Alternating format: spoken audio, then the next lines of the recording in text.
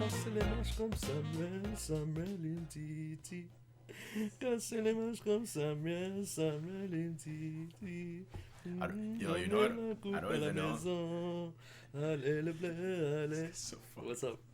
I don't even know who You sings know the that track, song. bro. I know the track, but I don't know who sings that track. It's okay, bro. He's only famous for that tune. That's it. Yeah, But and that keep Embiid shut up. yes, sir. Keep Embiid. Anyways, like, I was watching the France 2018 celebration. It brought some good vibes. I had to go on YouTube and watch the full thing. It made me feel happy. It was good times. You missed that dub, man. Legendary celebration. I mean, you know, I'm a fan of a lot of international teams. So Italy #1, of course. Mm-hmm. Probably like Belgium #2, France #3. I'd say that's probably the three teams I care about. But yeah, that was a crazy Solid. chip. But anyway, let's get right into our stars of the week. How about you start us off, brother? I think you're always gonna start us off. This is what I do. That's what you do, brother. I get the shit started. You feel me? Anyways, I feel like people have heard me talk a lot of shit about like basketball players this season, and every single time I talk shit about hoopers this season, they seem to like some way, I don't know if they hear me or what it is, but like I feel like the next week or whatever it was, like they just perform. You know what I mean? So this week my star is Kristaps Porzingis. He had a monster game at the beginning of the week against the Spurs, 28-14. 20-14 from Kristaps is like that's to me, it's like New York days.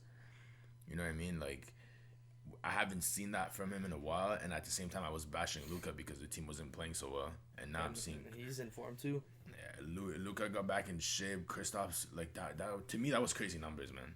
That's why this week Kristaps Porzingis, he my star, man. Keep balling, keep doing your thing. Prove me wrong all day long. That's what I want, man. I want Dallas to do good. How about you? Who's your star of the week? My star of the week. Technically, the fight was on Saturday, but it happened after the last episode. Jan Blachowicz, the champ, the light heavyweight champ, defended his title against Izzy, which we'll get into right after this. So shout out to him. He was the underdog going into the fight. Izzy's my favorite fighter, and I still thought that Izzy was the underdog going into the fight just because of the size difference. So, but in Vegas, Jan was the underdog. So I kind of like, I wish I put money in, but like you can't really bet against like the guy you're cheering for, you know, like that's the thing though. Yeah, that'd have been hard to bet for. Yeah, like I had a feeling that like it might not go his way, but it's like, how can you bet against someone? How can you bet against who you're cheering for? A team, right? You know, it's tough. Like it feels evil. Like it feels wrong. But at the beginning of the fight too, I was like, oh shit, like this guy, I don't know if he's gonna make it or not. Yeah, he came in weighing lighter. So let's just easy transition right into this. So Jan beats Izzy. It was actually his first title defense, and it was also Israel Adesanya's first loss in the UFC. So pretty crazy. Like, I mean, I don't want to say crazy. I think it was like, I think if you're more of a casual fan, you might be surprised. I think if you're more like you've been watching and you know how much weight plays a factor, and this and that, you it's less shocking. Jan's a vet, like a true vet, 37. Yeah. He's been in the game for a while. Izzy's a bit younger, 31. He doesn't look 31 though. He looks like he's like in his mid-20s. He looks so much younger. Yeah, so I personally loved that whole card. Like, we'll get into the rest. There's some controversy on there too. I love that whole card. Couldn't happen to a better fighter. Jan is actually like the most chill dude ever. I love everything about him. I watch the embeddeds. This guy's like playing ping pong and competitively and stuff. Like, I just love everything about him. There was actually a cool story before this fight too. In Poland, like so there was a time where Jan Blachowicz was basically looking like he was going to be out of the UFC. He lost a bunch, and usually when a fighter is not performing, they cut them out of the promotion. Yeah. And then he turned it around, and how he turned it around actually was, he was telling the story. He saw someone in a forest that hung themselves, right? Oh shit. Yeah, that committed suicide, and there's like a tradition out there that like it brings you like good luck to to touch the rope that to touch the rope that the person hung themselves with. So kind of messed up. Fuck? But like I don't know, it sounded like more of it was like kind of like respect the dead type of thing, like like touch the rope, like respect the dead, and like it'll bring you good luck, right? I guess I'm gonna be disrespectful as fuck as like touching that rope, bro. Yeah. So like he would go back to the same spot all the time, and like touch the rope, right? It was there for years, and then before this fight, he was like, "Yo, this shit's brought me so much good luck, like over the years, in my comeback and stuff that." Like he's like, yo, I don't want anybody to just like take it down or something. So he actually got the rope made into a bracelet. Yeah. Wait, hold on. Let me see if I get this shit straight. A rope that someone hung themselves with. He got that shit made as a bracelet. Yeah, so he got it like made into like a bracelet for himself. And like, hey man, he says it brings him good luck. It seems like it did. It seems like it has over his career now. So. I mean, if he says it works, he says it works, man. Hey, so he got the rope made into a bracelet. Cool little. I mean, like I don't know. Some people are kind of like iffy about that stuff. I find that like interesting. You know, like that's a weird story. That's unique. Facts. So extremely. So I find that stuff interesting. You know, but yeah. So Jan comes in, wins the fight, remains champion, first title defense. Some people were saying like. Because before, you know who John Jones is, right? John Bones Jones. I think so. Yeah. Pretty popular fighter. He owned that division for a long time, and he vacated his belt.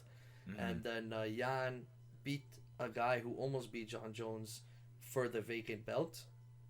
So because of that, people were kind of like, you know, is this guy a true champ? Because he won a vacant belt. Like the original champion left the division. Yeah. Like he moved up to heavyweight. So. So there was like some questions there, and then like he just beat Izzy, who's a pretty high profile fighter. Yeah, he was weighted lighter, and he's the champ of the division below, right? Yeah. So Izzy had a chance to become a double champ, which would have been crazy. He would have been the sixth one to do it, and unfortunately he comes short. But we can go on to a double champion that retains her double championships, the GOAT of women's fighting. Some people say she could fight the men, and I believe it. Some of the lighter men, like in the rankings there, on the lower ends of the rankings, she could definitely beat those guys. Like, would you want to see her fight a man though? I don't want to see her fight Jake Paul. Dead ass, bro. Dead ass. I don't want to see her fight Jake Paul, and I think she'd crush that guy. like UFC or boxing? Bro, maybe even boxing. Maybe even boxing. Are you serious? Bro, like, hey man, he's a big boy, but she's a beast. She's a beast. I'm not doubting her. I'm sorry. You watched that fight. You witnessed it. That shit ended crazy, son. Quick. I didn't even expect that from her, bro. She didn't get touched. I didn't expect that from her. She did not get touched. She could fight tomorrow. She could fight. Call her. She can fight. She came out of there without a scratch. A scratch. Damn. She finished her, and that girl was 6 foot. Like, you know, I don't know what. She had her wobbling, bro. Like. Yeah, bro. She hit her with one punch. Her eyes were like this. She was backing up, eyes like this. And I'm like, yo. When I saw the eyes like that, I was like, oh man, it's over for you. And she finished that in the first round, easy peasy. Oh my God, I feel like her. Like, damn, like that pain that she had to go through, bro. Bro, she's just Amanda Nunes is just racking up money, man. Like, and she hits hard, bro. There's no challengers for her. Like, there's nobody who can challenge her. It's just she just walks in, expecting to win. Everyone expects her to win, and she wins. That's all she does. She's a winner. She's the GOAT, bro. She's the GOAT. And it's like it's kind of crazy how the popularity of Ronda Rousey and how like Amanda Nunes hasn't achieved the same level as popularity amongst, you know, like. I'm obviously not talking about UFC fans because obviously everybody knows who she is. I'm talking more about like general public. Ronda Rousey was very well known, Yeah, but she was also all over the place though, like acting, like WWE. Yeah, she was acting. Like, She was also you know? like early on in the female fight game, you know. So she was Yeah. kind of like a representative for women in a sport, you know, like that people would say dominated by men, whatever. Yeah. So she that also helped her case as well. She was one of the fact. first female fighters to dominate in the UFC when they started off with when they opened women's divisions at the time. So, but yeah, man, shout out to Amanda Nunes, the GOAT. I don't see anything beating her but old age at this point. Like that's it. Who was that? Who was talking shit to her like after the fight? Man. I forgot what her name was, but she was like challenging her and shit, saying that Nunes got nothing on her and blah blah blah. Like So she had a fight with Holly Holm scheduled, and Holly Holm's the one who beat Ronda and that's when Ronda like basically faded into nothing. Mm-hmm. So Holly Holm, Amanda already beat Holly Holm. She was supposed to fight Holly Holm. Honestly, like, shoot your shot at Amanda Nunes, because like at this point she'll fight anybody. She doesn't really care. It's she's a willing, dub. she's willing to take all your monies. Like, hey man, she's a double champ. Like she gets, when you're a champ, you get an extra paycheck. You know, you get a little bit more cash for every fight, and I don't see her getting dethroned. So, shout out to the GOAT Amanda Nunes. That's crazy. So, third, like this was a crazy card, insane card. There was 3 championship bouts, right? So, we had Jan versus Izzy, which had Izzy go for the chance to be double champ in the light heavyweight division. Then we had Amanda Nunes versus Megan Anderson for women's flyweight, and then the third fight we had was Petr Yan versus Aljamain Sterling for the Bantamweight title, and this is the fight that had a lot of controversy to it. You missed this one. Like we watched it to the fight together, but you showed up a little bit after this. So what you missed is Petr Yan dominated Aljamain Sterling, the champ, right? So Petr Yan's the champ. He dominated Aljamain Sterling, and with a bit of time left in the 4th round, Aljamain is on the ground and Yan knees him in the head. So basically, if you're in the process of like, if you're standing up, like if you're not on your knees, if you're standing up, they can knee you in the head. But if you're on your knees, you're not allowed. It's an illegal knee. So basically, what happened for the first time in UFC history is Petr Yan kneed him in the head, and then he went down. It was decided that he couldn't fight anymore, and basically he won the belt through disqualification of the champion, who was winning the fight. That's so crazy. So honestly, like, I personally thought that should have been a no contest, and then they just schedule a rematch right away. But like, it's kind of a messed up way to win a belt, but whatever. So the guy who was losing the fight gets the belt. Big deal. That's how it went down. How are we gonna fix this problem? So, the thing is like a lot of people were pissed and thought that Aljamain Sterling was acting. I'm not gonna join those people. Like that's like, you know, the man got hit with an illegal knee. You've never been in a cage before. You've never fought. You don't know shit about fighting. Like of actually getting hit. People Maybe you're a just like to fighter. talk, bro. But yeah, like, you know, it's easy to talk from the couch, you know, with your out of shape ass, bro. Like, you know, so I'm not gonna talk about all that. What I will talk about is some of the way that Aljamain Sterling was acting after the fight. So right after he tossed the belt, he was basically like, you know, I don't want this chip, whatever. And then like later on, he was doing like, some people were pissed about him taking pictures with his boys with the belt. And then the one that like bothered me and a lot of people is that he basically did like posted like shared a face off with him and a former champion, Henry Cejudo, who retired, but like he retired for money. Like he retired because he was trying to be like, hey, UFC, like pay me some more if you want me to stay, right? Yeah. So he did a standoff with him and he's like, maybe we'll do this. And it's like, bro, you didn't even, like, no offense, like I feel bad for you. You didn't earn that belt. So there's nobody you should be challenging other than the guy you won the belt from. You do the rematch. That's it. That's your only option. You have to prove that you beat him. And honestly, he should see this as an opportunity, because he was getting dominated the whole fight. You literally have the chance. You were gonna lose that fight, bro. I'm sorry. Like if it didn't go, if you didn't win it by disqualification, you were gonna lose the fight. So he was getting like dealt with, right? He was getting dealt with. He maybe won a round, maybe. It was close. Everything like, bro, he was getting dealt with, and it was the fourth round. He was out of gas. He was getting fucked. So, like, he was definitely losing that fight, 100%. Unless he by chance caught him with a punch and got a knockout. Like, he'd have to get a knockout to win that fight. If it went to decision, he was losing. Yeah. So, he.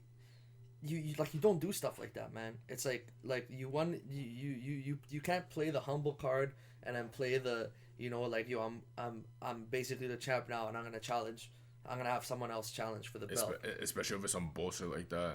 Yeah, it's like I would have seen this as, bro, I would have walked away silently, and I would have been like, okay, I was losing that fight, now I have a chance to rematch again, and then come up with a better game plan to possibly win this fight. Yeah. I literally just saw myself get dominated for 4 rounds, and I got a chance to fight him again because now I have the belt through the disqualification. If he lost that fight, he'd have to go fight up back into the ranks to get another title shot, right? Yeah. So he basically gets a back-to-back. Yeah. That's fine. Hopefully one of his boys told him that, like, bro, you were getting dominated. You need to work on your shit. He was saying it was close. It was close. Like, he was like, it was close. It was going to be one of the greatest fights and, like, all that bullshit. He was saying a lot of bullshit, bro. But one of those guys. Yeah, like, I don't know. It's like one of those people that's hard to read because you just don't know where they're coming from. They're saying one thing at one point, another thing at another. It's like... What is it? You know, like, who are you? Do you know those people? It's like, you know, they'll act one way in a certain environment and another way in another. That's kind of like something's off with him. You know, it's you could read it through the screen, the way he talks. Something's off. So he knows he didn't deserve it, so he had to, you know, put up a front. That's yeah, but like, you know, you come at that shit with being humble. That's how people are gonna love you, man. You come in that shit and you're like, hey, I don't deserve this belt. Like, I'm gonna first of all go out, get healthy, and then once I'm healthy, we'll schedule the rematch and give the champ another chance to get his belt back, especially since he was winning that fight. And then if you beat him, hey, you're a legit champ. You beat the champ that you got the belt from, but legit beat him instead of winning it through disqualification. So, like, and I'm not excusing Petr Yan either. Like, you know, you threw an illegal knee. Like, shit's you can't do that. It is what it is. I would have done a no contest, so Petr Yan keeps the belt, but Aljamain doesn't lose the fight, so they reschedule a rematch. But whatever, this is the way it went. First time in UFC history someone won a belt through disqualification, so that's wax. Pretty controversial. And and tonight, so by the way, I didn't say the date today. It is March 13th. So tonight there was a UFC fight night. You caught the main event. Which I was also excited for. Leon Rocky Edwards versus Belal. Remember the name Mohammed. That's his nickname. Remember the name? Remember the name is his nickname. Oh, remember Mohammed, the most common name on the planet. Belal, remember the name Mohammed. I thought you were just telling me to remember his name because he's some big shot or something. No, that's his nickname. Belal, remember the name Mohammed. What the fuck, bro? So before we get into like what happened during the fight, because we both watched it, just a little backstory. So Leon Edwards, he's ranked 3rd in the welterweight division, and Belal Muhammad is ranked 13th. So Leon Edwards is actually a great fighter. I love him. Like I'm kind of like, we'll get into like what happened tonight, but he basically hasn't fought for 2 years. This man's been getting disrespected. He's ranked number 3 in the division. You know, that means there's 2 guys above him and then the champ. So this guy should be going for the guys above him or a title shot, you know? Facts, yeah. But they tried to put him against Kazmat Chimaev, who's one of like Khabib's guys. And he's not even ranked right now. And 2 fights got canceled because that guy got COVID and it got him like, it was really bad for him. He got really sick. So 2 fights got canceled. And then basically he's a number 3 ranked fighter fighting the 13th ranked fighter. No disrespect to Belal Muhammad, but like, he's number 3. He shouldn't be fighting that low down the ranks. Facts. So you know, basically Leon Edwards is like fuck this, I haven't fought for 2 years, like I gotta get a fight in. Yeah. You know, I need to let people see what I can do. And then Belal Muhammad is like, oh shit, I'm basically getting a gift. Like, you know, you're 13th fighting third, which means if you beat him, you're gonna climb pretty high up the ranks from where you were. Like, if you beat him, he might go up to like 7-6. You know, that's Easily, a pretty big jump. So yeah, facts. So, big opportunity for him. So tonight was the fight night. They went 2 rounds. Did you catch the whole fight from the beginning, or did you miss some? Yeah, no, the whole fight from the beginning to however it ended. Yeah, so Leon Edwards was obviously winning that fight. Like, it was pretty clear. Yeah. So in the second round, Leon was already warned about an eye poke in the first. Mm-hmm. So eye pokes are illegal. You need to keep your fist closed, and if you like poke the eye, obviously they don't want people poking eyes. Of course. So in the second round, as Leon's throwing the kick, he fakes a punch to the face, and then launches his kick as he's faking the punch, right? Because he's trying to get Belal Muhammad to see the punch instead of seeing the kick, right? Like, he wants to disguise the kick with the punch. But the problem is when he did that fake punch, he had his fingers out and he pokes Muhammad in the eye, and you saw his eye. His eye was pretty fucked up. That should be painful as fuck. And he was crying. Like, this is a fighter, man. A guy who fights for a living, built like he could fold you, you know. And he's crying. He's like, you know, he was crying too because his opportunity was lost. You know, it was a great opportunity lost. And like, you know, like, bro, imagine the fear of that too. Like, you might lose your vision. Like, that's stressful.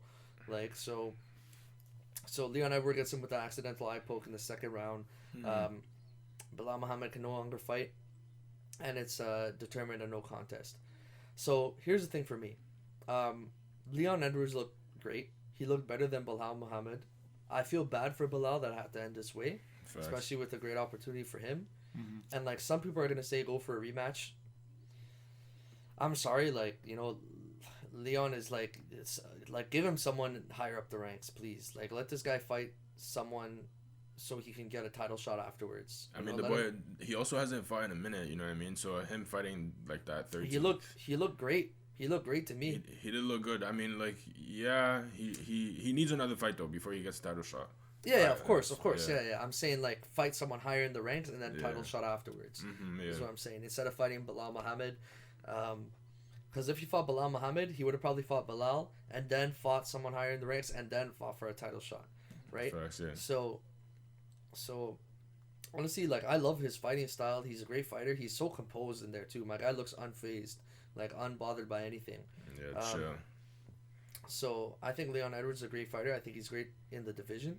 I just think that, like, you know, like, stop disrespecting the guy. And like, I know like, it's a little bit shitty for Belal because, like, he gets this opportunity and because of an eye poke he might not get it again. Like, they're probably still gonna give it to him just like to fix what happened. I mean, hopefully he does come back able to fight because that looked pretty bad, yo. No, he'll come back able to fight. He'll be okay. Like, it's like they were saying on the announcement, it might be like a retina scratch or something. We'll see. But hopefully. But hey, Michael Bisping fought with a fake eye for a long time and he became champ. So you never know. It's just you can't. People can't know that you. Shit. Yeah, people can't know that you don't have that vision though. Because once they know, then they're just gonna start attacking you from that side. The guy couldn't see shit from one eye, bro. He had a fake eye, like not a glass eye. I don't know if it was a glass eye, but like a fake eyeball in his eye. That's fucking, like, how the fuck did, like, people didn't know? I think he hid it for a bit. Yeah, he became champ, and then GSP moved up and beat him to become double champ. Damn. Yeah. So, but yeah, man. We'll see how that situation plays out. Yes, There's sir. also a couple crazy fights coming up that we're gonna talk about.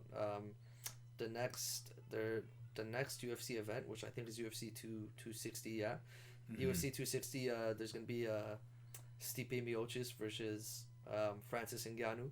So we got, like, probably the greatest heavyweight champion of all time versus someone that's very excited, a very powerful puncher in Francis Ngannou. So excited for that. And also I don't know if they've said the date yet, but Moreno versus Figueiredo. You haven't seen that fight, Nope. but that fight was one of the best fights I've ever watched. It was close. I thought Moreno should have won the championship from Figueiredo, but he lost. But it was close. So they did an immediate rematch. So Moreno versus Figueiredo too. Pretty excited for that. I don't know if they announced the date yet or not. So a couple big fights coming up. But let's move on to some NBA stuff. And we got the Meyers Leonard situation. So you want to fill us in on what happened with that? Hey man, I was on a stream. I don't. I think he was playing COD or something, and then I don't know. Like you know when you're playing, you start like swearing and saying like whatever shit that comes up to your brain and shit. I forget what he said. Like it was like with a K. Yeah, Jewish slur, exactly. I don't know what the exact word is, and I didn't even know it was a thing. Me neither. I don't know if you know what that is. Yeah, like I don't even know what it means. I don't even know where he even came up with that shit. Like, why? How is that even the first thing that comes up to your brain? You know what I mean? But it looked like he thought about it. Like he's like he went through all the bad words he could say, and he's like, this one's probably the least bad. Yeah. So he just let it out. I saw the stream clip. My thing is like I like Meyers Leonard as a basketball player at least. You know what I mean? He's been injured this whole season. Shoulder, leg, like he hasn't been catching that much playing time. So now this happens, that doesn't help his case. Like that makes it worse. And then that happens, and then the owner of the Miami Heat is Jewish. Damn. Right? So for him, I don't know what's gonna happen. Like now right now what they say that he's gonna be away from the team and this, that, whatever, we don't know when he's gonna come back. Boy, you're not getting another contract. You think so? You think he's done? He's done in the league? I mean, I'm not saying he's not getting another contract from the Heat, that's for sure. Him being done in the league, that's kind of far-fetched because he does have potential. He's a big man, he could stretch the floor, he can drive, like he can play. But it's just a matter of like, how far are we gonna take the story? Number one, and two, like, are people gonna forget about this and just let him be him, or we're gonna drag him for this for the rest of like his career? I don't know if they drag him for the rest of his career. Like, honestly, not to discredit, like any racial slur, whatever is like, nobody condones that. Mm-hmm. I think like, obviously this man spewed the N-word, then I would have said, yeah, it might follow him for his whole career and he might be done. Mm-hmm. But I think that like, society is a lot less strict on like other racial slurs. Other than that one, like maybe like the C word and the N word, those are probably like the two that like people are really like, watch what you say, like. But I think I feel like like there's slurs for Jewish, like I didn't even know there was a slur for Jewish people. There's slurs for Italians. There's slurs like there's slurs for a lot of races. Exactly. Like once again, I'm not saying like discredit the severity of it. Of course, like people are going to be offended and you need to respect that. Of course, yeah. But I think society, like, speaking of a society from society's point of view, and it's funny to say because we've become a super PC society.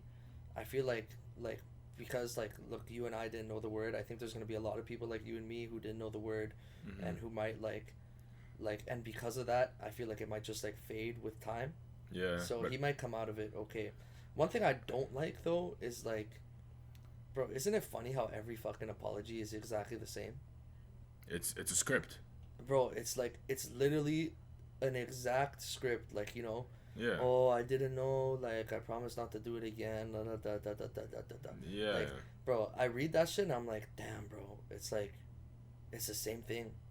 It's just like at this point it's a matter of doing it, you know what I mean? It's a matter of I put a statement out and I just want to explain myself about this, but is it coming from the heart? Like what is it? Yeah, but like that's what I'm saying, bro. Why can't these motherfuckers put out a more genuine statement? Like, that wasn't you, Meyers Leonard. That's your fucking PR wrote that shit for you and said post that on your social media, and they just copy pasted it from the last guy who said some shit, bro. Come on, man. Exactly. I read that shit, I'm like, this is so corny. Like, how can people post this and be forgiven? Like, people read that shit, be forgiven. Like, not saying.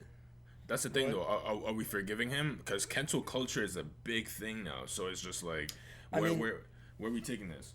To be honest, because I don't know the word and I don't know the severity, and I'm not a Jewish person. Like I feel like I don't have the right to speak on how people should feel about it, or you know, like for me, I don't know. So for me, it's kind of just like I'm not like super upset and like, yo, fuck Meyers Leonard, because I just don't know about the word, and like I can't, you know, relate. Like that sounds kind of like messed up.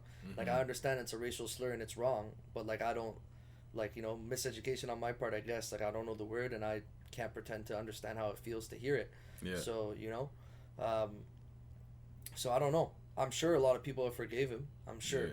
Like I said, I feel like if it was another word like the N word, it might have been a different story. But I feel like just because the way society looks at that racial slur versus the N word, like I feel like he might come out of it cleaner. Yeah. Than, you know. Hopefully, so, I don't want his career to be completely off the table, because I do like him as a basketball player. He can really play the game. Like I like him as a baller. I guess we'll just have to wait and see, man. Yeah, like, we'll see how it plays out. They might just wait for this to blow over, which I think it probably will, and then he'll be back in. You know, so hey, man, Kobe's been accused of like what, assault and rape and shit. So.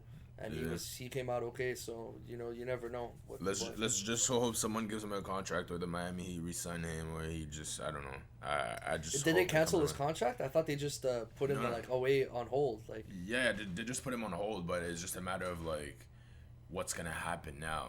You know what I mean?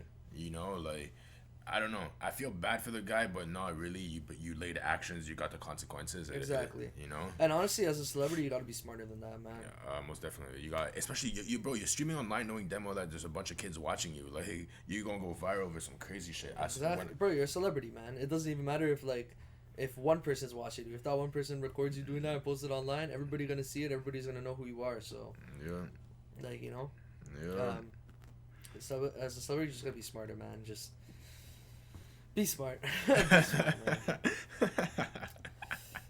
Anyway, oh my god. So let's move on. We made we didn't make a prediction. We had some news last week about the whole Blake Griffin situation, and then the prediction of most news media outlets came true. Blake Griffin to the Nets. How do you feel about Terrell? What do you think? I don't even know what to believe. In my head right now, if we were to have like Lakers versus the Nets in the finals, I still feel like the Lakers could beat that big four some way somehow. But did you just say big four? I mean, we could call him four. We could call him a big four. You think Blake's that good to be a big four? I think Blake complements the team really well. So you think he's part of a big four? I mean, if yes, like Kyrie Irving, James Harden, KD, Blake Griffin, that makes them a four, bro. That makes them a pretty big four. I think they're actually. still a big three. Like, I think you're giving Blake Griffin a little too much credit, but okay. Big four.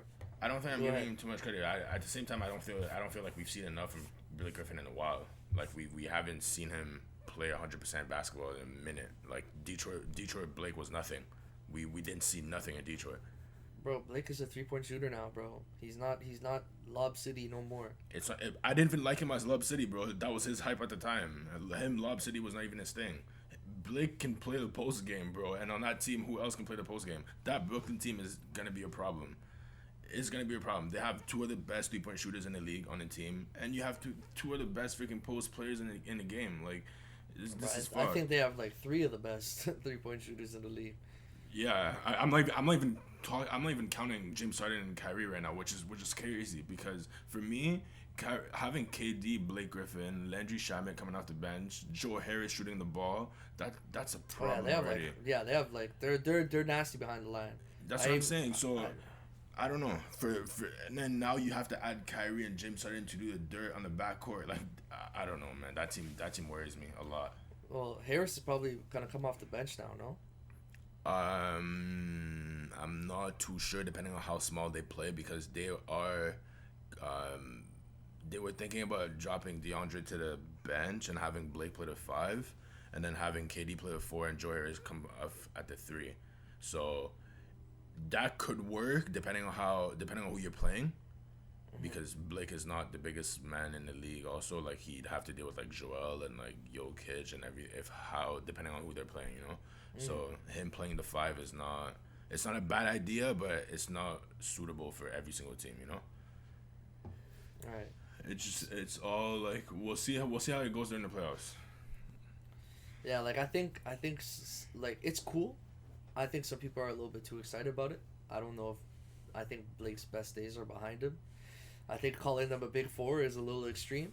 No, But I'm worried about that team, bro. would you call Ray Allen with on the Heat a big 4? I mean, Ray Allen did play a huge part in that Heat team, so yes, if I could, yes. Okay. Without Ray Allen, there's a bunch of shit that's not happening on that championship run. Without Ray Allen, there's no chip. Facts. But without Chris Bosh, we don't got that rebound. Without Chris Bosh, there's no chip either. There you go. Everybody plays their part, I guess. Exactly. But have you heard about PJ Tucker requesting for a trade? That's long overdue, but that boy needs to be gone. Ever since James Harden refused to freaking act like a leader on that team, he's been wanting out. But now it's a matter of where is this guy gonna end up? Who do you think's like suitors for him? What team would he fit into nicely? Contender? Like they obviously probably want to go to a contender. Yeah, most definitely. To be honest, I can't even lie to you. I would not be mad if he ended up in like Philly or something like that. Like Miami's looking at him, the Lakers are also looking at him, but if he ended up with Philly, I would not be mad at all. Bro, I feel like Miami and the Lakers are in on everybody. I mean, that's also because they're both underperforming. If that's like okay to say. Yeah. I mean, I know Miami's been underperforming. I didn't know the Lakers were doing too bad. Because they lost AD? I mean, it's not that they're doing bad. They're still like second or third in the West, but it's just like like without AD, it's different. It's a different like vibe. You know what I mean? They said he'd be out for like another 2-3 weeks now, but still like him coming back is not gonna be 100%. So I don't know. Adding PJ Tucker would be good, but at the same time, it's not AD, and he's not a big man either. So I don't know. We'll see. Philly though, I can see it happen. They need to get rid of that boy Danny Green because he's shooting bricks. Bro, don't hate on my man's Danny Green. Nah, bro, I fuck with Danny, but it's just like, bro, like he's not making his shots, and that becomes a problem. And even on defense, he's not the same guy as we had on this Raptors team. It's not the same thing. So I don't know. Maybe they might even get rid of him, and if they get rid of him, I won't be surprised. Do you think like his like do you think he's still a starter or at least a bench player on some teams, or do you think his days are numbered?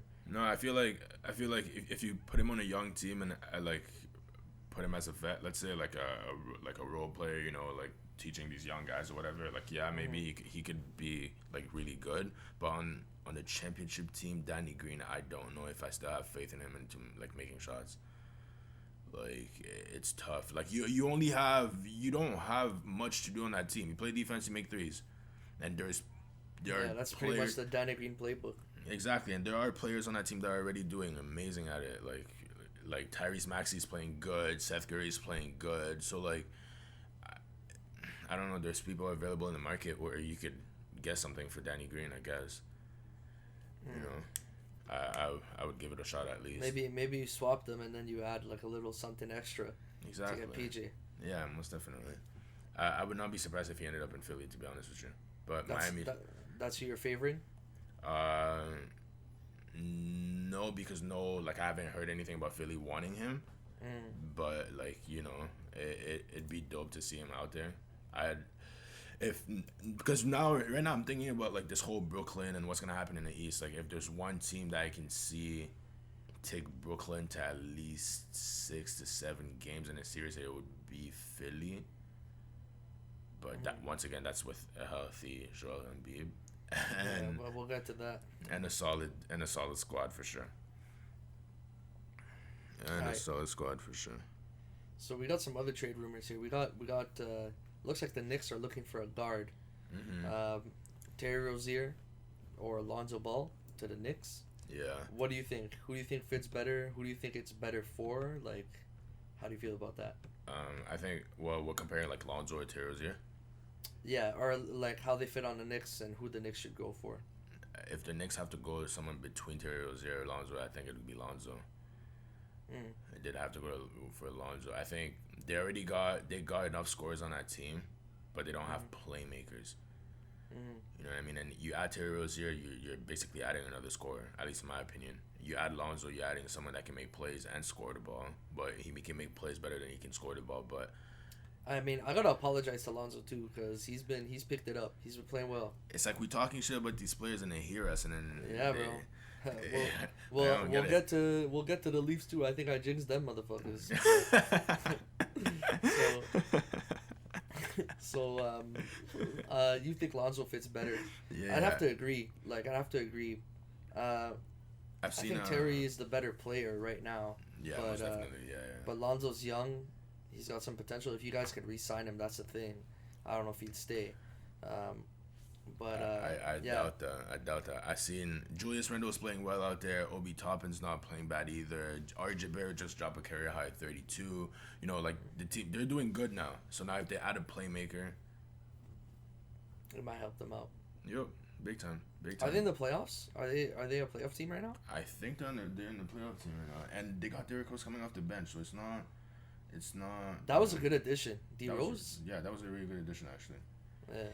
Yeah. The Knicks are making the playoffs right now. They're 7th. So.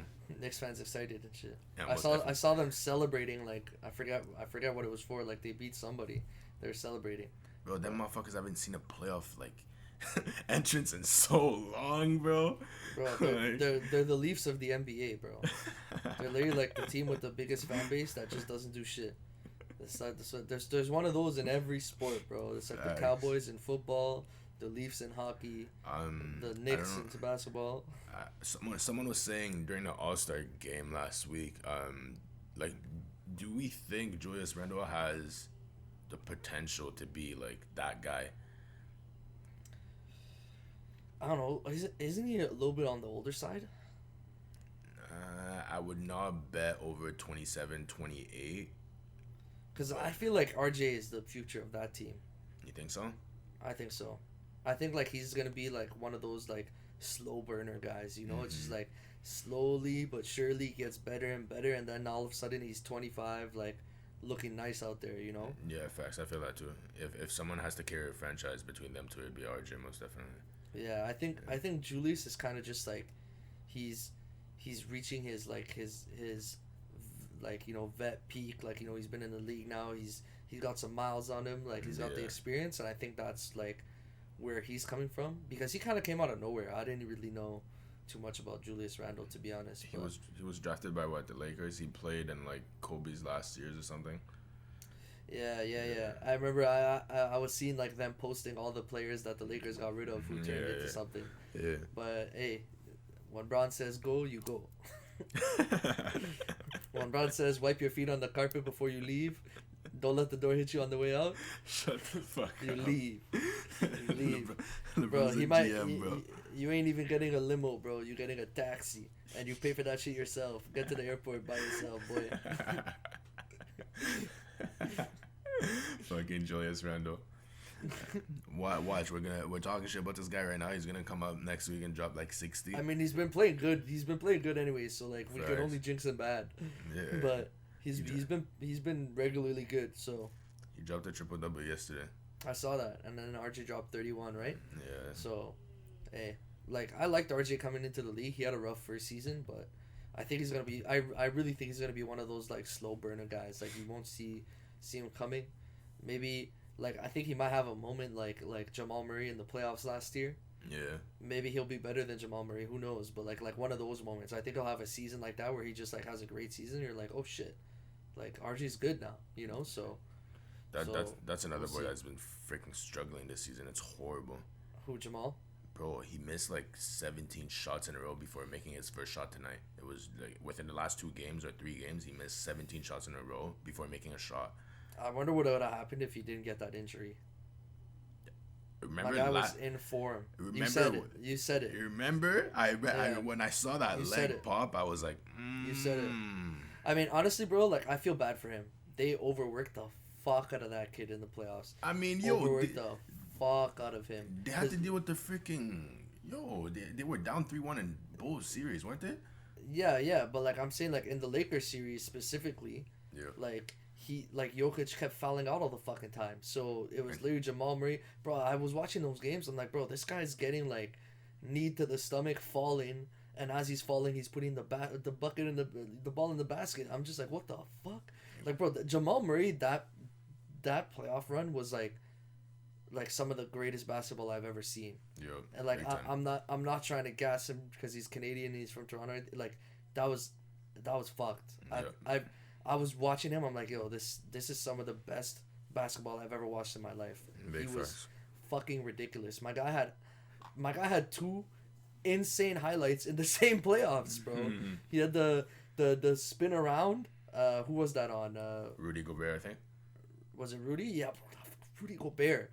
And then he made LeBron James look like a rookie. Like LeBron James, and these are both good defenders. Like, bro, that basket he scored on LeBron James was like that was ridiculous. Fuck. How the fuck did he do that, bro? That was stupid. But that whole series he played crazy. He was getting doubled and everything. Like he went off. Bro, he went off, bro, and he was getting fouled too, and they was getting no calls, and he was scoring the buckets too, and those were and ones, no calls. Like, man, so I feel bad for Jamal Murray, bro. Like I wonder if he didn't get that injury, if he would have came out this season with the same, like, cause bro, that handle tight. Hey man, bro. And bro, that stroke was pure, bro. During the playoffs, that stroke was pure. When he was shooting, it was in.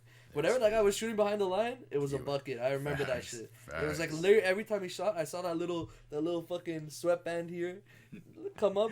I'm like, yo, that's it. It's like he couldn't miss, bro. It was fucked. It's the injury, maybe. It's probably the injury, bro. Probably the injury. You know, they didn't have they had a preseason this year? Yeah, no.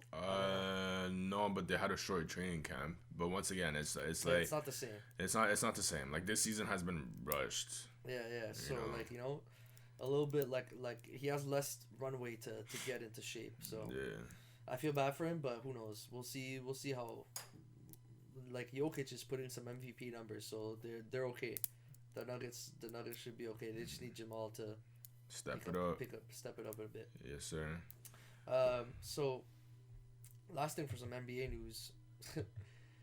See, we have good jinx and bad jinx. We were talking about Joel Embiid, guaranteed MVP. All he needs to do is not get injured, and then the next week, my man is injured. So, did they put out the report on how long he'd be out? He got his MRI yesterday. They're saying at least 2 weeks. But once again, I hope it's not one of those where like we hear that it's nothing too serious, and then he does come back extremely rushed, and then boom, it becomes like ACL or like some bullshit like that, bro. Because but he's gonna want to come back, bro, because he can't. Like, this is his MVP year. He doesn't want to lose out on that shit. Hey man, like the way it's looking, he should not rush it. He shouldn't rush it. Like right now, that team's gonna need him for the playoffs. Like nothing else. You know what I mean? So if he does rush this whole process of recovery or whatever the fuck it is, he's gonna regret it. Whether it's for MVP or not, like I'd rather battle for a freaking championship than for this MVP spot. You know what I mean? I hear you on that one. You know what I mean, prayers up to Joel. Like, hopefully he comes back. Yeah.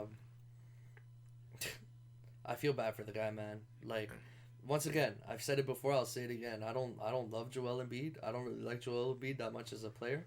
Or, like, maybe not as a player, more like, you know, the way he carries himself a bit. But, like, I don't wish bad on anybody, especially on an MVP season like this. You know, I feel bad for the guy, man. Yeah. He can never stay healthy. Like, the guy can never stay healthy. It's so bad. He's, like... He might be one of those guys that just like never wins anything because he can never stay healthy. It's sad. I was never the type to even appreciate his game from the very beginning. But this season, for some reason, his numbers have been going crazy. His footwork is amazing. I've seen him pretty healthy until now, and now it's just I guess maybe your man will get MVP. Which one? Oh, LeBron. The MVP that he's been begging for. LeBron's begging for MVP. You're so funny. He wants that shit. He wants that shit. Hey man, he's gotten them stolen before, facts. But yeah, he wants that shit for sure. And LeBron fans thinks he has it in the bag, but I don't know about that. I think Joel Embiid's ahead of him. I think Jokic is ahead of him. I mean, in the actual, bro, like, you could argue Curry too, but like it just depends on what his team ends up. Yeah, but, like in the standings right now, it's Joel and then LeBron and then Big Yoke and then Giannis. Yeah, like I put, because Jokic's numbers are so close to Embiid. I don't get how Jokic is not number 2. Because his team is not performing as well as the Lakers nor Philly. That's crazy, bro. I know. Bro, you could put up like insane numbers, and if your team's ass, then you're not getting shit. That's kind of sad. But that's the thing, though. At the same time, like, Joel's putting crazy numbers, but he's not the only one in the team performing. Like, Tobias Harris is also Harris has been having a great season. That's what I'm saying. And some people are saying he's the second best player on the team over Ben, so... But once again, it's because he can make shots and ice games and shit like that. Ben's just... I still think Ben's the second best player on the team, like, no doubt, but... I mean, Ben can't make a jump shot for his life, so... I know, that's the never-ending story with him. I don't know how you don't go into an off-season and practice, your jump shot, bro. Like, I don't get it.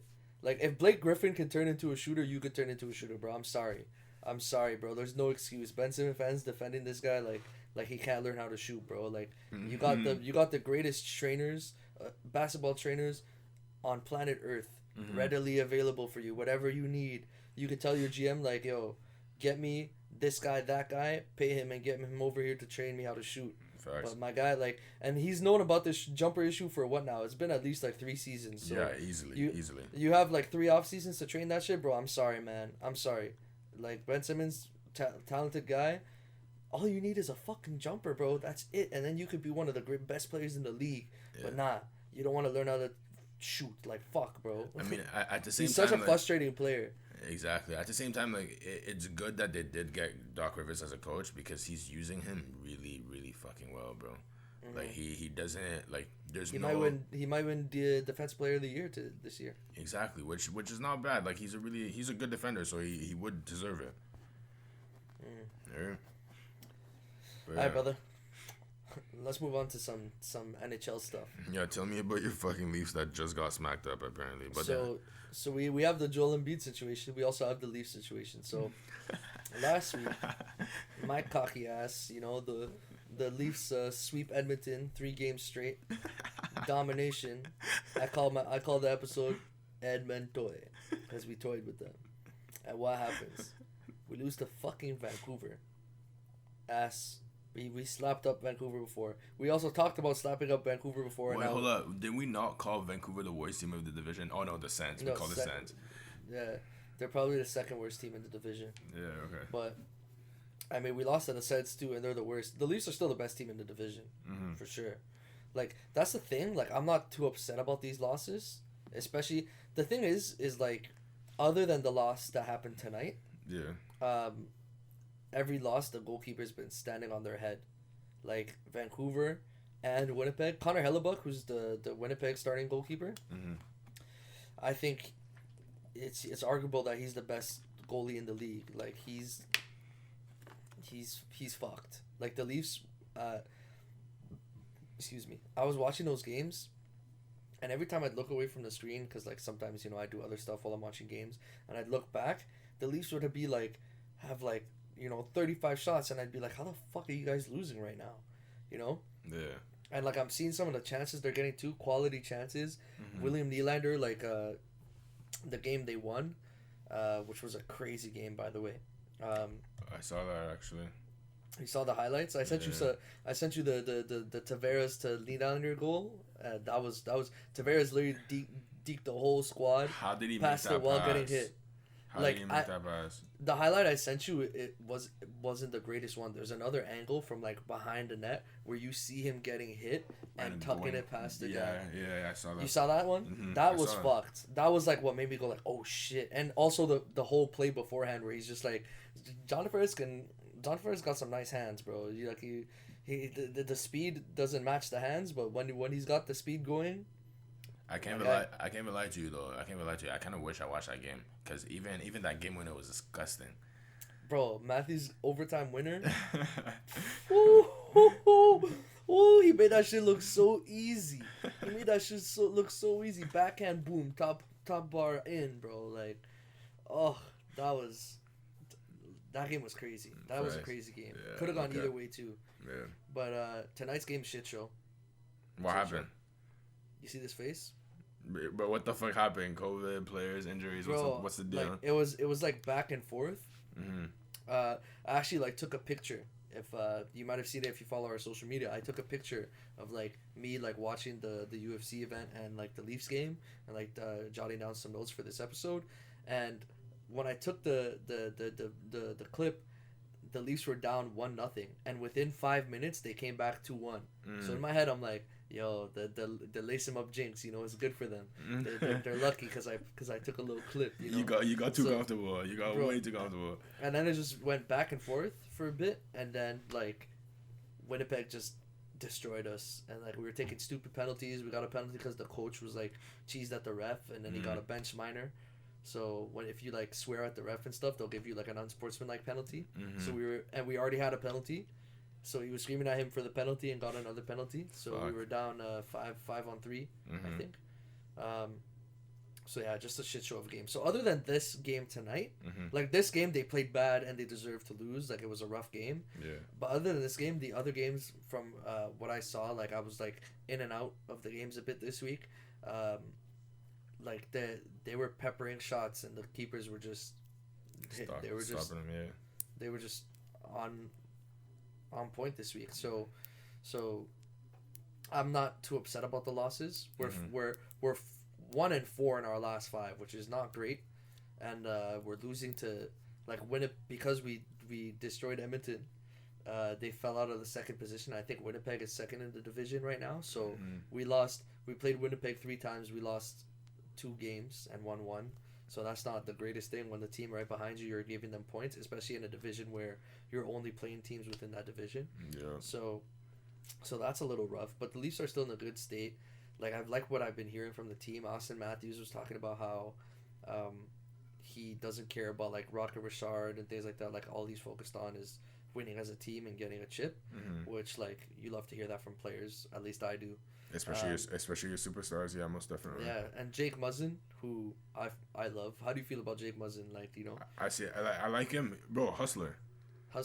Once again, like big body. Exactly. To me, it's crazy. Well, once again, like I've told you this before. Like, you know, like the way these guys even put themselves through the sport is crazy. Now, when I see a guy like him just hustling, pushing people around and shit, is just. Like, you know, he's been playing with like a full. Visor, whatever. Full visor, like a cage. I forget what they call that. Like it's not a cage, but it's not a visor. It's like a visor that goes all the way down to the chin because he has like a face injury. He's been playing with that for a little while now. Sure. But yeah. Oh, he scored tonight too. Shout out to Jake Muzzin. It was a nice goal, even though we got slapped up. But Jake Muzzin, who won a couple chips with the Kings when they had their little dynasty going. He was their second best defenseman. He was basically like, yeah, the feeling around the locker room and the way these guys carry themselves feels like that championship team. And I'm not gonna get too excited and like, you know, people are gonna be like, hey, typical Leafs fan getting excited. I'm not excited, but like that's like the shit I want to hear, you know. Of course. Then it's like okay, it means that there's like a feeling in that room of like we're destined for greater things, and like, you know, we're not here to just get through a season. We're here to win a chip, and that's not there. Like people say they want to win a chip, but you could kind of like get that sense when a team's really like and you see it, you see it the way they play too. Like you see it, like you look at like and they don't have to be the best team on paper either. Like you know, look at the Heat last season. Facts. You know, so Facts.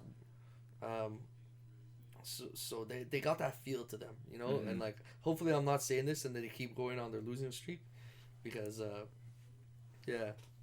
Let's pray to the hockey gods real quick, you know.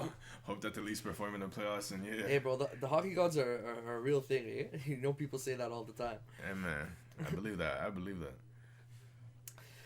So we'll see what happens with the Leaf. We're in a rough patch right now, but kind of going through the motions. We're still top of the division, so you know, we'll see how it goes. Yes, sir. So big news coming out this week though for the NHL. is we just got, like, in the States, the NHL just got an ESPN deal. So we all know what ESPN is, who they have on there. Guys like Stephen A. Smith, like all the top media guys. We know how big it is to be on ESPN. First. So the the NHL hasn't been on ESPN since 2004. Damn. 2004. So NBC's owned the deal since. And who the fuck watches NBC, bro? Like, no offense. Like, but I mean, like, compared to ESPN. So we were talking about how this league needs more promotion and needs more eyes on the sport. Yeah. And, like, honestly, this is a fucking blessing. Like, you know, I'm so happy. I'm so happy. It's so funny how, like, we talked about this shit this year. About, like, the promotion to, like, behind the sport and shit like that. And now this is happening. This is crazy. Bro, this is awesome. Like, yo, Stephen A. doesn't know shit about hockey. And I know he doesn't know shit. And I know he's going to say dumbass shit about it. But, like, he already put out a clip. His number one thing was the puck is black. It was humorous. Like, you know, it was just for jokes and stuff. Yeah. But, like, you know, bro, this is awesome for the sport. And, like typical, bro, like, what I hate about hockey fans is they're very, like, you know, no, my sport, don't touch it. Like, you know, don't change it. Don't fuck with my shit. You know, it's kind of like a club type thing. Mm-hmm. So, like, you're looking through the comments on this Stephen A. post, and, like, some people are like, oh, please, no, not this idiot. Like, fuck this. Why? La, la, la. And then there's the people who are actually fucking smart. That's right. I said it. Those other people are stupid.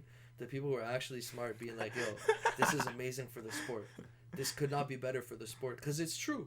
Like, dude, just having Stephen A. talk about hockey is, like, is great for the sport, man. You get a whole other new audience, bro. You get people interested in whatever the fuck this guy has to say. Exactly. Man, do you know how I got into basketball? I didn't get into basketball from watching the sport. Mm-hmm. I got into basketball through the sports media. Mm-hmm. That's what made me interested in it. Guys like Stephen A., Max Kellerman, Skip Bayless, all that shit. Like, we all know the names. It's a long list. You know, there's so many shows. They all talk about the same shit. Yes, but, sir. like, hey, man, Kyrie does some shit. I got 5 shows in my feed ready to go. Yeah. With different people. We got what's his name? That guy who loves LeBron, bro. What's Shannon his Sharp. No, not Shannon. Shannon loves LeBron, but in a funny way. The guy who like you know, balls deep sucks LeBron. What's his name? I don't know. Nick Wright. Nick Wright. Oh my God! Wow. Wow. This guy said balls deep. Nick Wright. Nick Wright would suck every one of LeBron's toes if he was allowed. Oh my goodness gracious. Bro, that guy would kiss each of LeBron's butt cheeks, bro. Like, he's such a like, bro, this guy is ridiculous. He's like Skip Bayless, but, like, I feel like Skip Bayless does it to be a troll, whereas I think Nick Wright is actually serious. Like, he believes what's coming out of his mouth. So it's so funny. It's because he's been covering LeBron for way too long, bro. That's why. Bro, like, LeBron can do no wrong in this guy's eyes, bro. LeBron can do no wrong. That's your hero, bro. Bro, yep. But, like, you know, like, Skip and Shannon, it's like, I know they walk in, and I know right before the episode, they're like, yo, when are we going to talk about Brown versus Jordan today? Save that shit for the 23rd minute. How cheese should I get? Like, you know, keep it at a equal level. You know, you got pretty pissed last episode. So this guy's exposing the Skip and Shannon script. Make sure you pay attention. Come on, bro. Like, yo, it's actually kind of annoying. Like, I don't watch them that much anymore, eh? Yeah, me neither. Unless like, it's something funny and I want to have a laugh from Shannon. But, like, because, like, bro, I actually like Skip Bayless, but, like, not in the show. Like, he's annoying in the show, but, like, I like Skip Bayless. Like you'll watch, like, a Skip Bayless interview and you'll be like, oh shit, Skip is actually chill. Skip is sick. This guy's an old man. He's fitter than you. Like, you know, so like, but, you know, I know they're full of, they pump that shit up, bro. 100%. Of course. 100%. And I can't watch the show anymore because it happens bro, motherfuckers are talking about Luka Doncic. Somehow, some way, LeBron Jordan conversation happens. It's like, you know, they could be talking about the WNBA, LeBron and Jordan. Like, you know, like, it doesn't matter what the topic is. Somehow, some way, that debate comes every episode on cue. That's like, what keeps them alive, bro. That's exactly what keeps them alive. I know. It's literally like Jordan fans and LeBron fans. I mean, hey man, they got the audience, they got the old heads and the young heads in it. There you go. Into the show. There you go. And like, I love how people are in the comments arguing as if like they're serious. You know, like, yo, no, Skip. How could you say that and stuff, bro? This guy's saying bullshit because he knows they're gonna be G's, bro. My guys, Skip has said some of the wildest shit. Like, Skip has said some of the wildest shit. Sometimes you just gotta say watch it to catch people's attention, just to see how they're gonna react and shit, you know. Bro, like, you can't watch that and seriously believe like someone who's been in that industry for that long and who clearly watches the sport and loves the sports believes the bullshit that he's saying. Entertainment.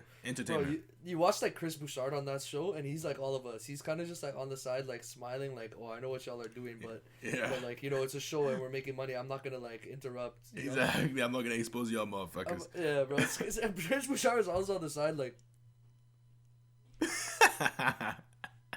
you know, all the time. Like, Shannon says some funny shit. He's like.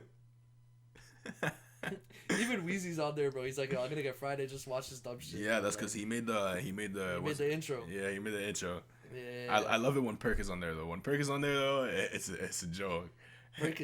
Big Perk.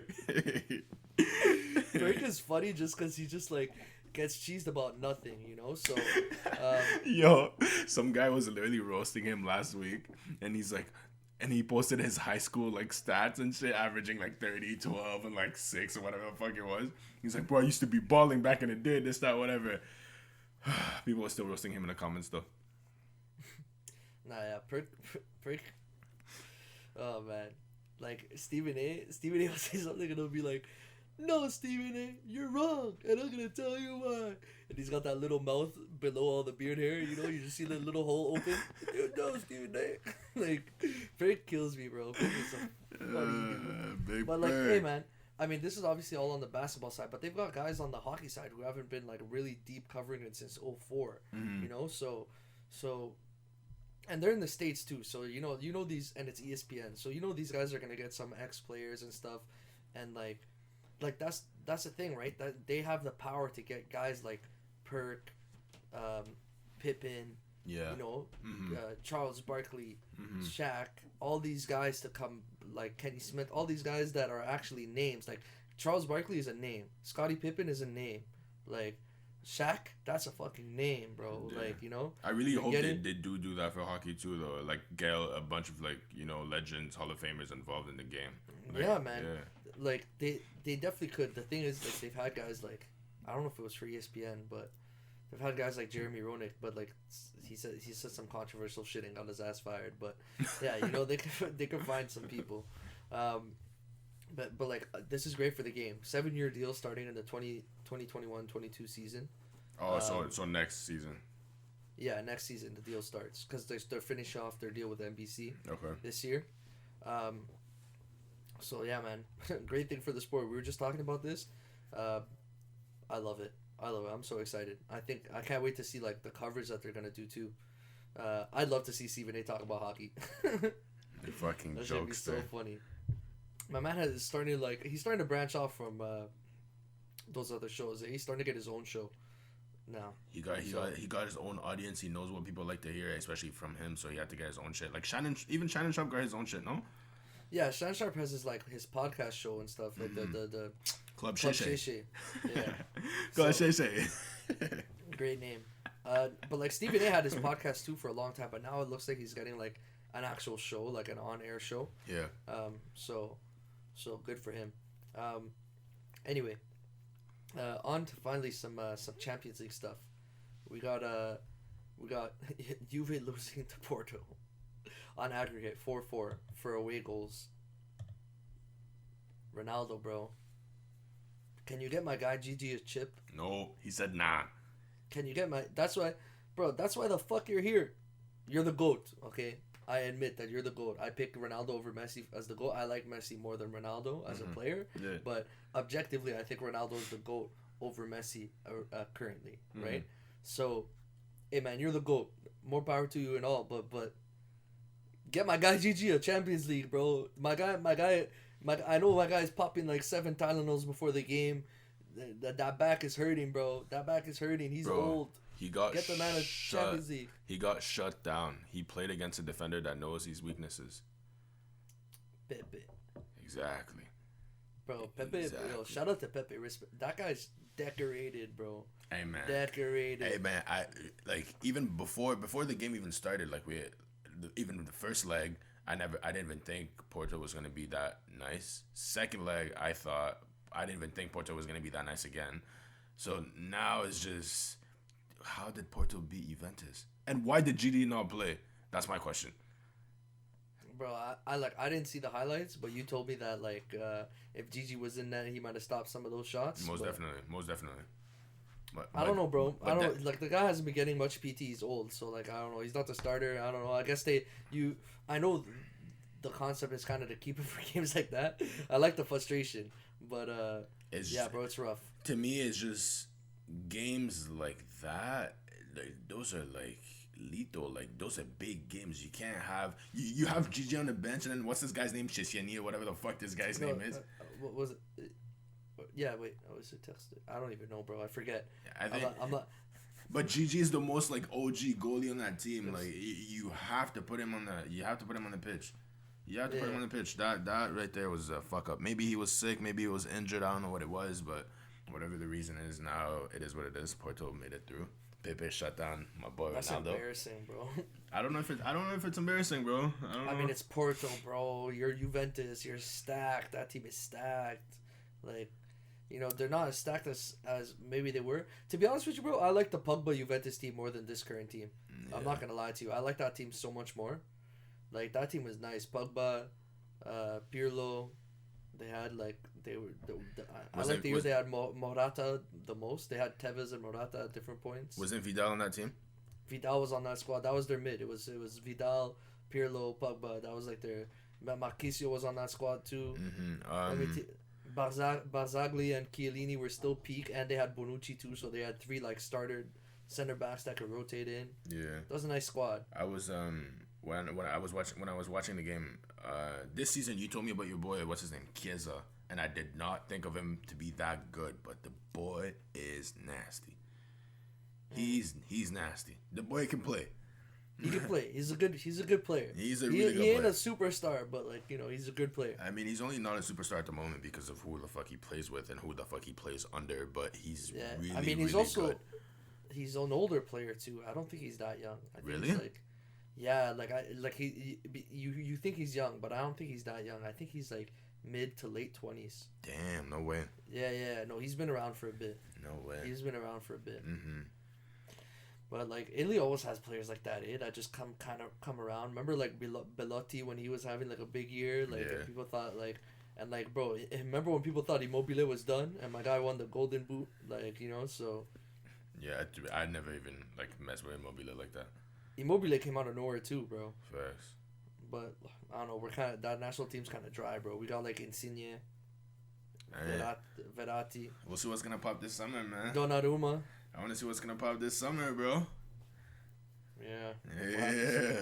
I don't have my hopes up high. I'm cheering for them. I love their green jersey, the Renaissance jersey. That shit's fucking sexy.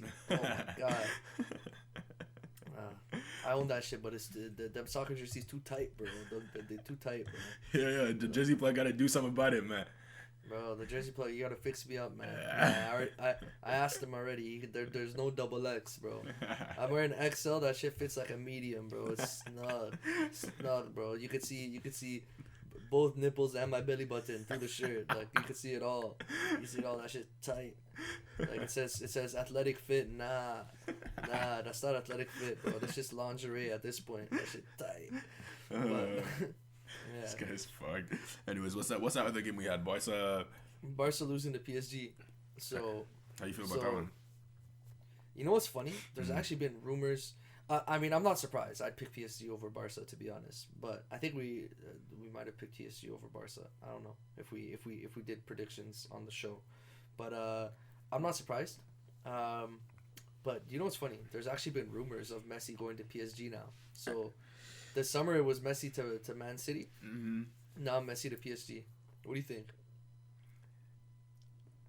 I mean, I was never ever a PSG fan, bro. But if Messi, fuck that, bro.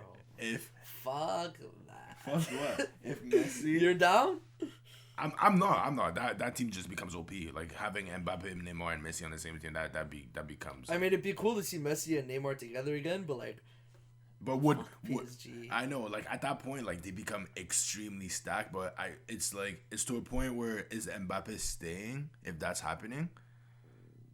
Because there've been rumors about Mbappe leaving. So I mean, he should. I mean, yeah, he should, but would he? Is the question. Because that now. I mean, I don't know. I mean, you got the chance to play with fucking Leo Messi. I feel like he might stick around. Like.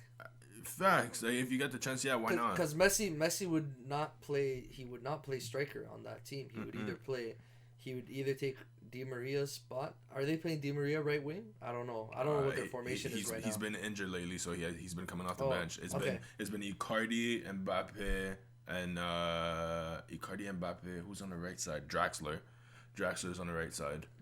Draxler? Yeah, Draxler over Di Maria, and Di Maria's coming off the bench. Draxler as a right wing? No, as a right mid maybe. I don't know. They're playing 4-3-3, so Draxler's on top.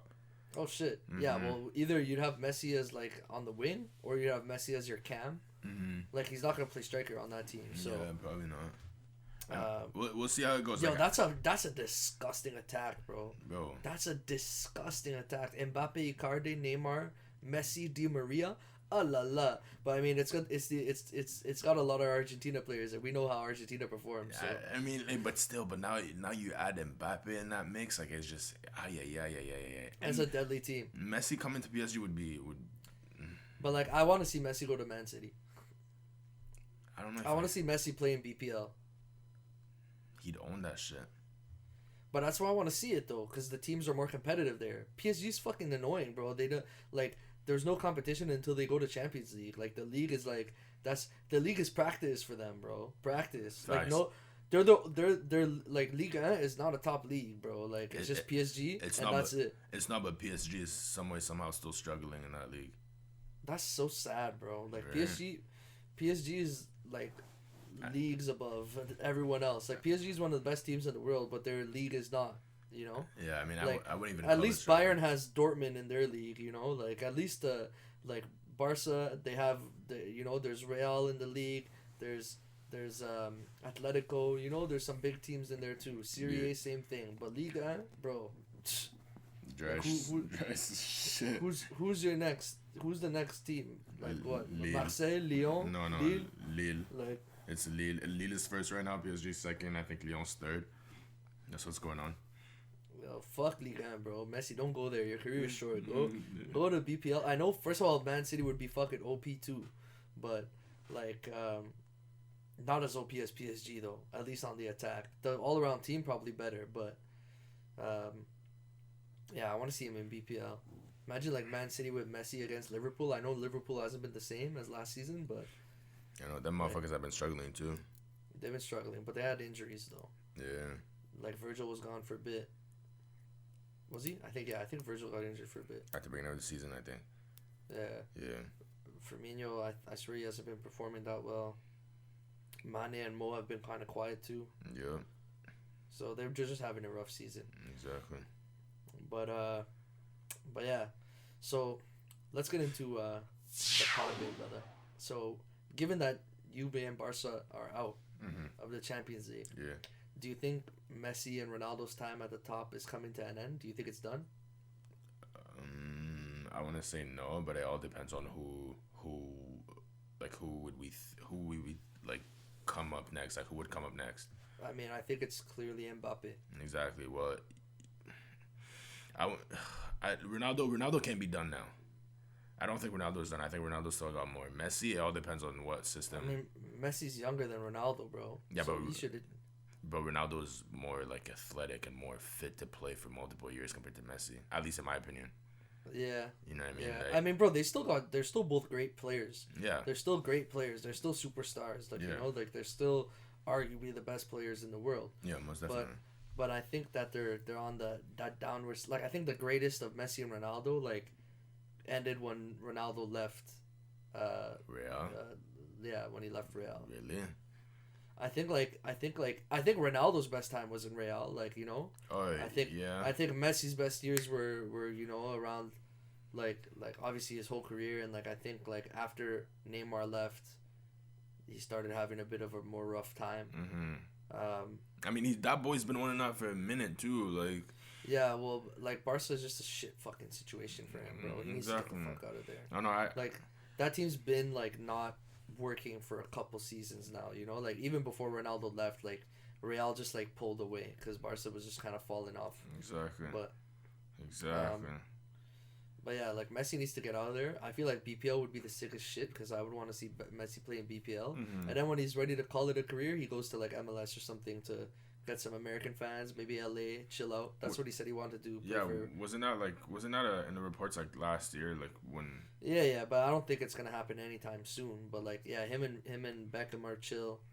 Yeah, but like every time a player goes to the MLS, except for Zlatan, like they just die. Like, you know, Drogba went there, ghost. Pirlo went there, ghost. I haven't heard shit about Matuidi. Matuidi's on Inter Miami. The Inter Miami got two big players. They got like Matuidi and someone else. I mean, I feel like these motherfuckers just go out there for the money, bro. And just... Yeah, they go out there for the money, but also like the like, you know, there's still that U.S. popularity thing, right? Like, if you're popular in the U.S., it's a different story. Yeah. Right? But like the only player to go there and like come back to another major league successfully is Zlatan. Like, he was too good for there. He went there too early. You know, like he went there, he's like, oh shit, like I'm still good.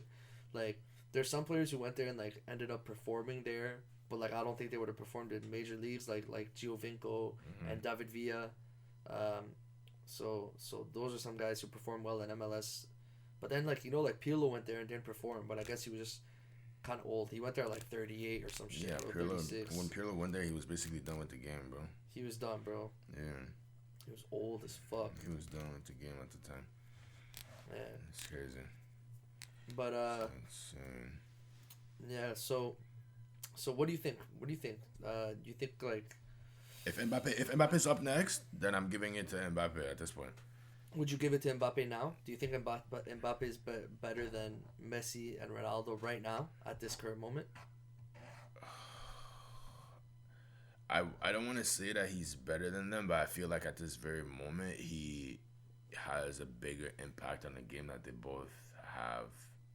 I want to say, like, if you're a team, and like don't consider like future, just consider like right now. Like pick a player to win you a Champions League or whatever right now. Yeah. If you have to pick between Mbappe, Ronaldo, and Messi, who are you picking? Mbappe. No doubt. I feel like it's just hard to say it because like these guys are goats. Like we I don't know if we'll ever see this again in the sport. Like these guys have been around for so long. It's been so beautiful to watch. Yeah. They're such great players, and they're always forever compared. And I don't know if we're ever gonna see that. This is an era of soccer that like, damn, be grateful you lived in it, bro. Big facts. Big facts. This is a special era. Like this is gonna be remembered throughout history. The Ronaldo and Messi era. Yeah. Like, cause I can't think of a rivalry like that between two top of the game superstars in soccer. Maybe all sports. I could think of like Crosby, Ovechkin in hockey, Lemieux, Gretzky too. Yeah. But like Crosby, Ovechkin is probably the closest thing, and even that like it's not soccer. You know, hockey's not the biggest sport on the planet like soccer is. So. I mean, Mbappe also, but Mbappe's like now who like we have to even compare him to like Ronaldo and Messi because who the fuck are we gonna compare him to? Haaland? No, I'm sorry, bro. Like no. Like, I don't know, there's a couple guys who were at the top who fell off. Like, I thought Eden was up there, but then he had his injury, so he fell off. But I thought Eden was number 3. Eden was never, like, Mbappe caliber, bro. He was never Mbappe caliber. I mean, fuck, bro, I don't know. He was pretty fucking good. I loved, hey, bro, don't diss my guy. I love him. I love him. He played for Chelsea, bro. Come on. But Young Eden, bro, like, my guy, he's not young anymore, but I like that name, Young Eden. Like, he's like one of my favorite all time. He left like Chelsea Pirlo, and then my bad, boy. Pirlo, Ronaldinho, Eden Hazard, Zizou. Like my list is pretty crazy, but like Eden's up there. I love Eden, bro. Like I've loved him more than Messi and Ronaldo for sure. You know what we should do one time? We should do like our all-time starting roster. Yo, bro, don't get me started on that shit, bro. Yeah, I can't think of it right now. Like I'll need to prepare it because like, and I'm saying all-time like favorites. Like you know, like I'm picking like Matuidi as my CDM. He may not be the best CDM I've ever seen, but I love Matuidi. You know, I'm gonna pick the guys I appreciate. The players I love. I'd be down to do that. We should do that. Yeah. Yeah. So are we kind of agreeing that like Mbappe might be taking over that mantle, or yes, sir? You think Messi and Ronaldo are still holding on to it? Yeah, I think Mbappe's gonna take over. It also depends on how the fuck he finishes the Champions League. Because now quarterfinals? Let's see how it goes. Yeah. So you would say like we're kind of in the process of it. Like we're it's starting to become like, you know, like Messi and Ronaldo are going like this, and Mbappe's going like this, and we're at that crossroads. Hell yeah, Mbappe's not getting stopped. Anybody touching that boy? Nobody touching that boy. He's a beast. My guy's out here blue hair, like Sonic. Ain't nobody touching that boy. I'm sorry, man. I was talking to my brother about it not too long ago, and he was like, "Oh, blah blah. Haaland is nice, this that whatever, but he deserves some credit, this that whatever." I'm like, bro, Haaland's not Mbappe. I'm sorry. Haaland's nice. He's nice though. He might be the next Lewandowski. Yeah. And Lewandowski, in my opinion, has been the best striker in the world for a couple seasons now. Motherfucker might go down as one of the top 5 all time. Someone was saying that not too long ago. He's like, hey man, I don't know about all the rest of his game, but when that motherfucker kicks a ball, that shit in the net. That man's a pure striker. When he shoots, him and Aguero have been like probably my 2 favorites for a while. I know people are gonna gas up Suarez, but my guy ate Chiellini, bro. my guy said Chiellini. That sounds good. That sounds like a nice Italian dish. He bit that shit, bro. Un peu de poil dans la bouche. Oh, my bad. I'm speaking French out here. He ate my man's Chiellini, bro. Bro. Oh, my goodness. He just took a bite of that. He thought it was Cavatelli, bro. But nah, it's Chiellini. Like, come on, bro. This motherfucker. And that guy has teeth, like, and it's funny, too, because it's Suarez, you know? He has them rat teeth. So, like, he looks like he was meant to bite someone. And I swear he's done that more than once. He has. He's done it twice. I forget who else he did it to. And then the guy had the audacity to be like, my teeth. Bro, come on, bro. Come on. You hurt your own teeth? Get the fuck out of here, bro. Like, Suarez is a fucking comedian, bro. I don't like that guy. But he was one of the best strikers around, for sure. Fuck Suarez. Alright, bro. So, overrated, underrated time. What you got for me? Okay, I'm gonna start like extremely like weird, but like someone was talking about him not too long ago, so I had to like bring it up into this. Your boy, Kimbo Slice. Kimbo Slice? Wow, you're starting weird, yeah, bro. You definitely are. Kimbo Slice. I mean, okay, I'll say this as an influencer of the sport, underrated. As a fighter, overrated. So do you know the story of Kimbo Slice? Not at all. And I heard, I don't know, someone was talking about it this week, I don't remember who it was, but I'm like, all right, let me add this to this shit, because I want to hear about him. Like, I don't know much about Kimbo Slice. So Kimbo Slice, Kimbo Slice is like, think of James Harden with The Rock's body and a bald head. Like a bald spot on the head. Okay, yeah. But yeah, so Kimbo Slice, if you guys can look him up, bro. He was like basically really famous for doing like street fights, like bare knuckle fighting. So and even like a fighter like Jorge Masvidal fought in his street fights. So what he would do is he would film like street fights and put them on YouTube. And like this guy was a beast, bro. Like huge, bro. Yeah. Huge monster. And then he would challenge people, and like these are not professional fighters, you know what I mean? So he'd literally be training like backyard fighting, like grungy, like, you know, like with a like in the hood and shit. So that's fun. So he'd pull up to mans and they'd have like a fight, bare knuckle fight in the streets, like with a whole crew there, like filming and shit, just him and his crew. And then they would bare knuckle knock each other out, bro, like bare knuckle, no gloves, no nothing, like, you know. Like, so what the fuck, bro? And he posted on YouTube, and it became really popular, so he became really famous for that. And eventually when he was older, he fought in the UFC, but like, you know, he wasn't a professional fighter, and he was also old, so who knows, maybe he was okay when he was young. But Yeah, so he's overrated as a fighter, but like, I don't want to call him overrated because he did play a big part in the game. It's kind of like Ronda Rousey. Like she's underrated as I mean no, she's properly rated as far as what she did for the sport, but she's overrated as a fighter. Like her skill as a fighter is not great. Like she's not as talented as some of the other fighters that came after her, right?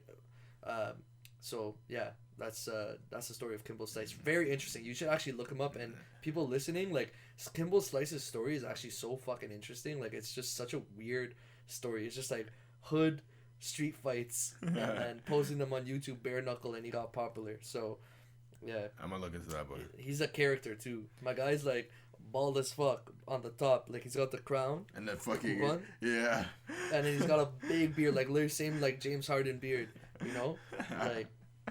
But yeah, Kimbo Slice, and he'd always wear a do to cover the bald spot. This guy's fucked. So who you got next? Coming up next, we mentioned him earlier. I just want to know what you have to say about him. Your boy, Pepe. Underrated. Pepe's underrated? Underrated. Pepe's underrated? That guy's done so much, bro. He's fucking decorated, bro. I swear that guy's won everything. That guy's won everything. Yeah, well, other than like a World Cup, yeah. But like, you know, like he's won a Euro, so he's won with his national. Like he was on that Euro Cup team, no? I don't want to be wrong, so I'm not too sure. You know. Nah, he had to be, bro. It's Portugal. Exactly. Who are you picking over Pepe? Exactly. And like back then, he was still good. He's still good now, bro. Like he just kind of like left early. Like he's still okay now. He lived in freaking Ronaldo's head in that game, so yes, I think he's pretty good, bro. Yeah, no, Pepe is underrated, bro. Pepe is like I know people didn't like him because he was kind of like. You know, we had those stars of players like the Pepes, your favorite man's Materazzi, you know, like the defenders who played a little rough, you know. So we rough. So like we'll say Materazzi played rough. Well, no, I'm like other than the Zidane situation, like okay. disregarding the Zidane situation, he played rough. He was like a rough defender. Yeah, facts. Like, that's what he was known for. That's why he was brought up. You know, like same thing with Pepe. Like, because at the time, that was, like, a style that people played. Like, you know, the only guy I can think about who's like that now is, like, Ramos. My guy gets reds on the regular. He loves the color red, bro. Loves the color red. He loved the way I look right now. He'd probably come talk to me. But, yeah, what the fuck? Anyways, up next, I probably already know what your answer is to this, but I want you to, like, educate the people about this. Okay. Mr. White Chocolate, Jason Williams. Okay, I'm gonna come at this from, I'm just a highlight man as far as Jason Williams goes. I never watched the man play live, so I can't. But like, he's probably underrated, bro. Yeah. Like that guy's passing ability is like not talked about enough. Like, you know, everyone when people talk about like greatest passers, they talk about Braun, they talk about like Magic, they talk about like Jason Kidd, but how the fuck is White Chocolate not mentioned, bro? Like my guy, and he was so much fun to watch, dude. That guy's highlights are so much fun to watch. Yep. Like it's literally just like a skinny white dude with like one tattoo like right here, just going out there and putting the ball off his fucking elbow to somebody. Like, bro, come on, bro. This guy he was so creative. Like, bro, the shit that, like, and I know he could score too. He just didn't. He liked the passing. Like, you know, like I watched the Jason Williams interview. Yeah.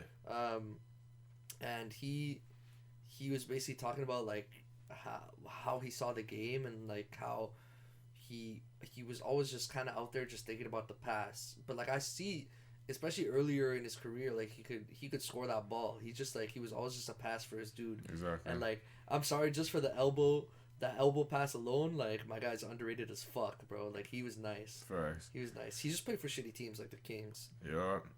Anyways, up next, I got Cesc Fabregas. How you feel about Fabregas?